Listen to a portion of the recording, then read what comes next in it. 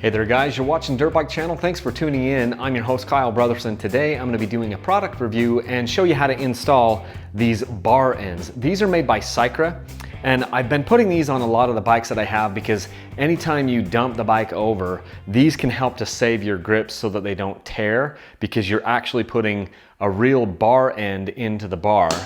As you can see, it works on both sides. It'll work on the clutch side and on the brake side with the throttle. The throttle side is a little bit trickier to get it adjusted properly so that your throttle can still, move. And I'll show you a tool over here, over at the bench.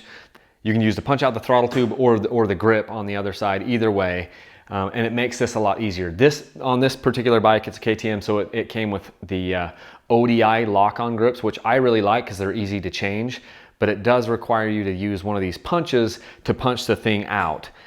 Why do you want the bar ends? Just like I said, that way when you take a digger or something like that, and you'll see this one actually has some marks on it. I'll do an up-close shot on this. When you take a digger, it's protecting your grips, and I think it just makes the grips last a little bit longer. Otherwise you end up tearing up your grip, and then you get stuff coming in, and the grips can kind of get loose or whatnot. So let's go over to the bench. I'll take one of these out and we'll go over to the bench. One thing I will say though is if you're gonna run these on your bike, this is I believe it's a 5mm Allen key. I'll have to double check that, but I think it's a 5mm Allen key. You wanna keep a 5mm Allen wrench with you in your pack, because it's possible, I've seen it happen before, if you take a good hard digger on this side, you might jam this up so tight against your throttle assembly that your throttle doesn't want to return. It could be stuck partway open or something like that, and it can be hard to get that adjusted back properly unless you have an Allen wrench right here to kind of give yourself a little bit of play. Let's go over to the bench and see how the punch to punch out the things first, and then I'll show you how you install them. Really easy. Okay, so I only took one of the sides off. The bar end is going to come in a number of different pieces, and you're going to get different bolts and different nuts for the inside of the bar depending on your application. So a lot of times when I buy these, it'll come with two different sizes. Let's go ahead and assemble this. Essentially, the first thing we're going to do is we're just going to take our bolt and we'll drop the actual bar end onto it. This is a hard plastic, and then we'll take the washer and drop that on here. Okay, so that washer is going to go up against the bar end and give a lot of support. Then I will take my these are like it's like an expanding nut. I don't know exactly what the term is for that guy.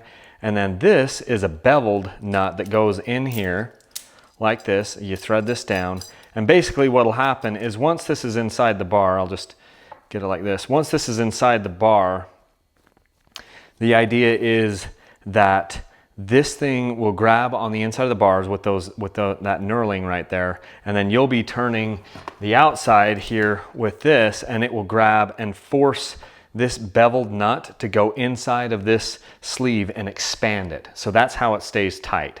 That's the same way that a lot of the hand guards work too. So really simple design. That's how that works. Well, then how do we get it on the end of our bar? Because the end of our bar, this is an ODI grip right here that is a lock-on grip. We want that to be on the end of the bar like this, but we've got to cut this out. Now you can either do it with like a razor knife or an X-Acto knife or drill it or something, but there's an easy way to do this. Tusk makes a grip end cutter set. I got that on Rocky Mountain ATV.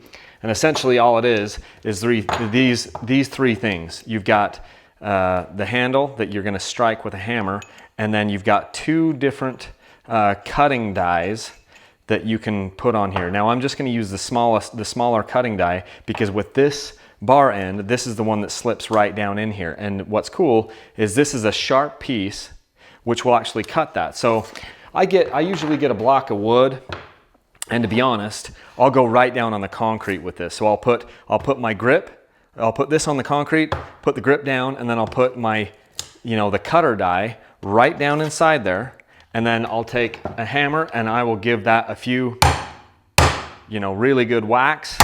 This one's already been done, and it will cut that bar end out for you really nicely, and it'll come clean, just pretty much just like that.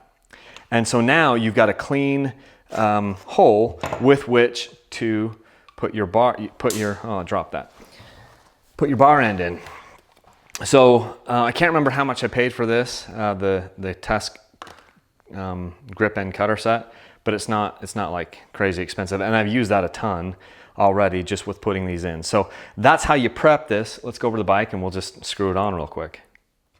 People sometimes ask why I like these ODI locking grips. Well, this is why. Look, there's no glue on here. I've taken this grip off to show you guys how to do this, and then it's literally just sliding that on just like that, and then going and tightening this up with a Torx bit, and that grip is on and it's never going to turn. It's hassle-free.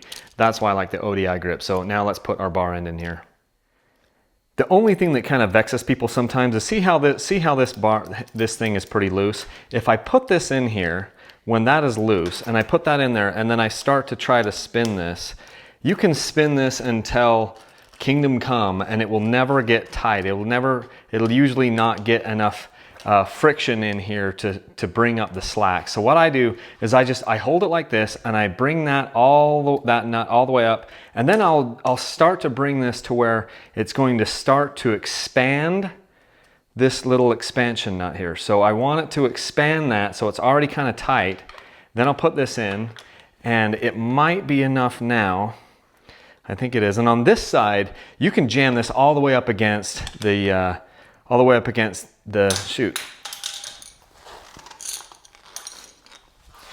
On this side, you can jam it all the way up against the bar end, and then it's already getting some tension in there, and so I know it's good. And I'll just tighten this thing down, just like that, and the sucker is going to be good. And that's it.